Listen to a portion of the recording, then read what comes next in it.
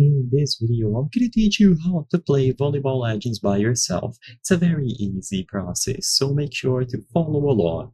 If you have ever joined a private Volleyball Legends server, you might have noticed that when you go in by yourself and you choose a position, you choose any random team, the ball doesn't spawn.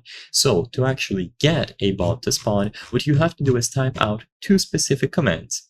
So go ahead and join a private server by yourself. And once you load in, instead of waiting for the round to start and choosing play, which doesn't give you a ball, what you have to do is type /game mode followed by training.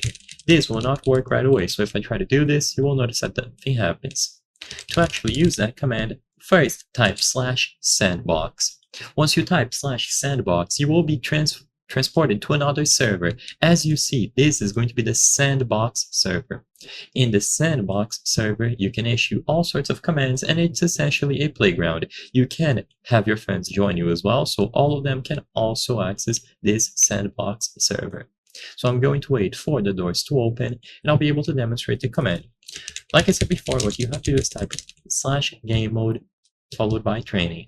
Make sure that training is capitalized. For whatever reason, if you try to do it like this without capitalizing the T, it gives you an error. So it has to be /game mode training with a capital T, like this. And if you see this message, command game mode executed successfully with arguments training, it means that when you join, you can spawn a ball. So you can clearly notice the option here. If you click on spawn ball, it is going to appear. Super simple to do, and this allows you to practice and play by yourself. So you can get better, practice different moves, you can spawn multiple balls, so just press G, and you can start playing Volleyball Legends by yourself. This is going to work on any platform, and the two commands are going to be /sandbox and then /game mode training with a capital T. So I hope I was able to help you. If this video helped you, please consider subscribing. As you can see, according to our channel metrics, 83% of the people watching our videos are not subscribed.